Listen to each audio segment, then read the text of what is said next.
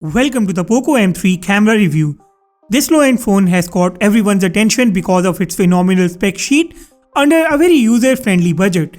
One of the biggest highlights of this phone is its 48 megapixels main camera sensor. So today we are going to take a look at a number of photos shot on the POCO M3. Before I take you to the photos, let me tell you a little about this phone. POCO M3 is equipped with a 48 megapixels main camera. The sensor on this phone is still unknown. It's got a 2 megapixels macro and a 2 megapixels depth camera. No ultra wide camera here. On the front, it uses a single 8 megapixels camera. This phone is using the image processing of the Snapdragon 662 chipset. As far as the camera app is concerned, this is a basic MIUI 12 application. The app welcomes you with the photo mode, the macro camera and the frame options reside in the options here. If you want to capture the 48 megapixels photos, you will turn that mode on from the more options. In the same more options, you can also find the night mode, which I will show you later on in this video. There is a short video mode, the panorama document scanner, a very basic slow motion feature and a time-lapse option as well. This phone can do 1080p at 30 frames per second video from its rear camera and the same from its front camera. No 1080, 60 fps or 4K option here. I think you can't expect that from such a phone. The Pro mode is good. There is a raw save option here too, and it has a Pro video mode as well. So the camera app is definitely much more powerful and feature rich than its competitors in the same price segment right now. And here is your look at the camera application settings. I have shot a number of images on this phone and these images were shot in all the modes in different possible environments, and let's start it off with the selfies. The indoor selfies first. As you can see, the selfies are extremely soft. The selfie tone is cool. There are almost no details in the selfies. If you look at the background has a greenish tint. The portrait has a really nice and strong background blur and the edge detection is fine.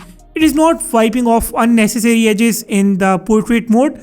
I won't say this phone takes bad selfies because it is a low-end phone and it has a very cheap price tag, and I am sure you know how to manage your expectations from such a phone. Here in this selfie, it has completely blown off the background. It overexposes the image sometimes. The phone is unable to manage the dynamic range. I took the images with the HDR turned off and the AI turned on, and this is what you get. Let me know what your thoughts are about this phone's selfie. This is my favorite selfie from this phone, and this selfie made me realize that this phone can actually sometimes take good selfies too. So the selfie choice is going to depend on what you are looking for and what you are expecting from this phone. Yes, the selfies lack details, the dynamic range and the highlights management is not good at all. The selfies are super soft, but if you take a look at the image overall, you can't say that it is an unacceptable image. We are living in an age where we can't post a single picture without a filter, so consider that the POCO M3 is pre-applying a load of filters on your selfies. Moving on to the outdoor pictures shot on the rear camera. This is a series of 48 megapixels images. These images in no way look like 48 megapixels to me because these pictures should have been well detailed and super high in resolution. These images lack details. The phone overexposes the highlights. This looks like a constant problem in all such images. The dynamic range is not very impressive. The phone keeps the colors balanced in such situations.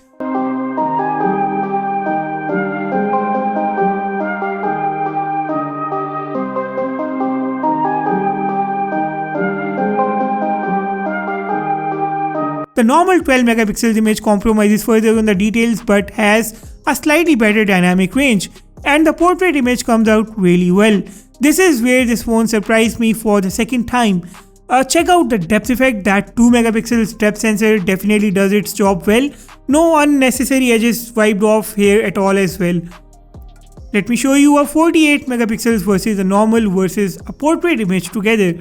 The image in the middle has the best color composition and the portrait stands out, while the 48 megapixels image is nothing more than a gimmick.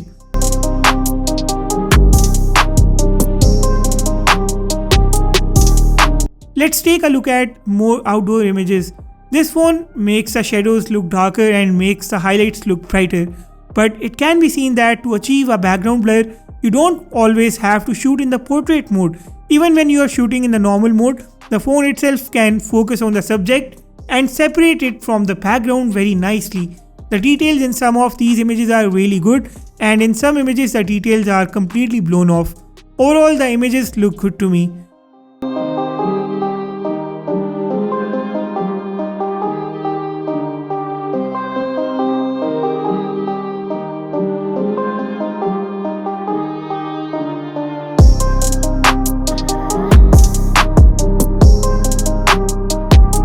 The phone struggles sometimes while capturing the reds.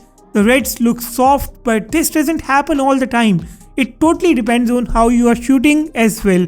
I myself am not a pro photographer, so this is how it looks when I capture the red color on this phone.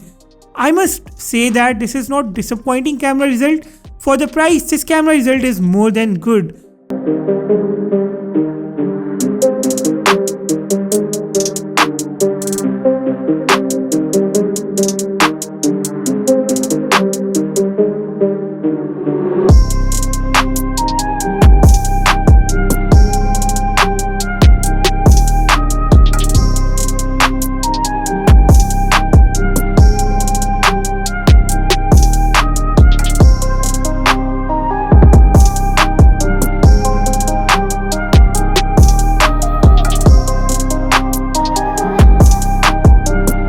Let me show you a series of indoor images here.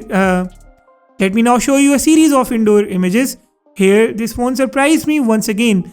The indoor images were shot in the low light, and as you can see on the screen, the result in no way is bad. The background blur is good where it's needed. The colors look fine. Colors are not up to the mark, but these are not too far away from the real colors either.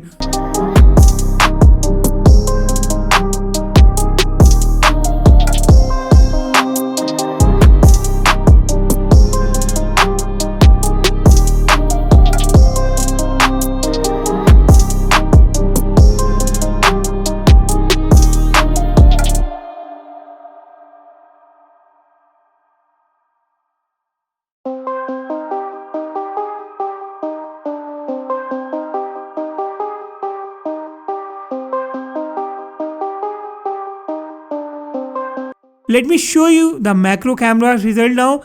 There is nothing extraordinary about this phone's dedicated macro camera. It's just a normal macro camera that does its job like any other macro camera these days.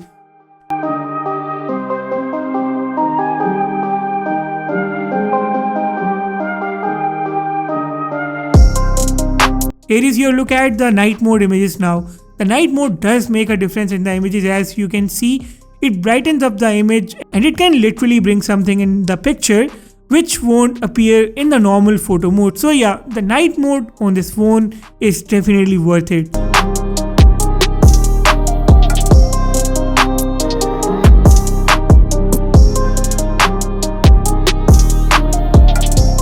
Here is a video. This phone can capture 1080p at 30 frames per second video only. There is no OIS or EIS here. I know this video is extremely shaky and it can literally give you a headache, but this is what's going to happen when you will shoot handheld with this phone. Video resolution is poor, it is clearly unacceptable. The dynamic range in this video is, this phone clearly is not built for shooting any kind of videos. You will take a look at the front camera video after this.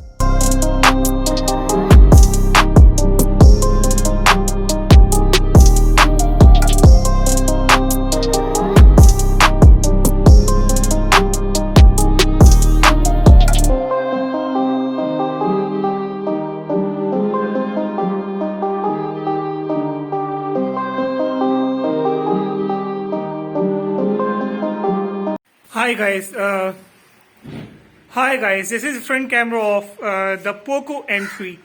Now this front camera is making my face look extra vibrant. I wasn't expecting this. The colors look fine to me, it's capturing the reds well. But if you look in the background, it's blowing off the highlights, it's unable to maintain a good exposure, it's overexposing the background completely. So this video is going to give you an idea about the stabilization and also everything else that you want to check in the front camera of a smartphone. Now this is a 1080p at 30 frames per second video, and this is being shot handheld. So guys, let me know how are you finding this phone's voice recording quality, and how are you finding the stability and everything else. And drop your feedback about this front camera video of the POCO M3 in the comment section down below.